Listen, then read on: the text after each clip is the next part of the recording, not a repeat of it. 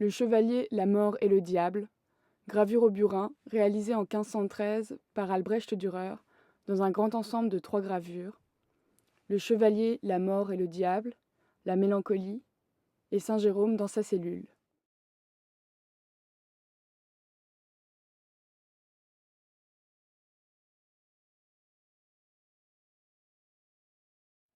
Afin que vous ne soyez pas détournés du chemin de la vertu, parce qu'il apparaît ardu et lugubre, parce qu'il peut exiger que vous combattiez incessamment 3 ennemis déloyaux qui sont la chair, le diable et le monde, voici une 3e règle qui se propose à vous.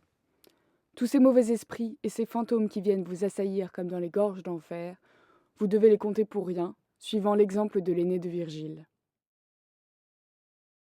Le Reuter, comme aimait à le désigner Dürer, se présente comme une figure intemporelle dont le regard fixe marque la détermination. Le but ultime de son périple est suggéré par ce bourg fortifié surplombant la Seine et se dressant tel la Jérusalem céleste. Érasme, déjà dans son manuel du soldat chrétien, condamnait le péché selon lui incompatible avec la dignité de l'homme et exhortait à ne pas se laisser séduire par les tentations du monde. Le chevalier, la mort et le diable semblent être l'illustration parfaite de cette pensée humaniste, et il est fort probable que Dürer avait en tête les propos d'Érasme durant l'élaboration de cette gravure. Pour parvenir à cette cité à l'arrière-plan, qui se présente comme l'idéal à atteindre, la route paraît longue et ardue. Les arbres décharnés, les roches escarpées, un paysage austère qui se présente comme de multiples obstacles à la foi chrétienne. Le crâne, reposant sur une souche d'arbre à l'extrémité droite, marque un seuil symbolique. Impression renforcée par la présence du petit cartel portant le monogramme de Dürer et la date précédée du S de Salus. Les 2 figures ne semblent pas appartenir au même niveau de réalité, et cette séparation est présente visuellement par la diagonale que vient créer la lance du soldat. La mort est représentée en décomposition, pourrissante et couronnée. L'homme, le cheval et le chien forment une triade symbolique qui semble suspendue à un seuil à la fois spatial et temporel.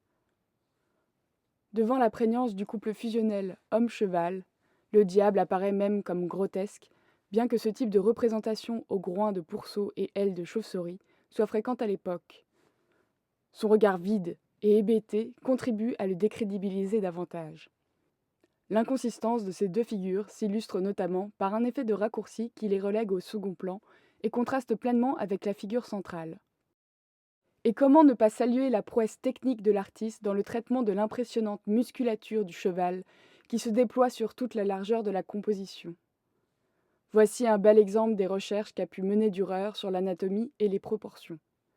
C'est d'ailleurs dans cette quête perpétuelle pour fixer le mouvement avec justesse qu'est perceptible une légère rature au niveau de la patte arrière droite. Dürer propose un véritable soldat de la chrétienté, un thème déjà présent chez saint Paul qui exhortait le fidèle à revêtir l'armure de Dieu, la cuirasse de la justice. C'est une mise en mouvement de la foi.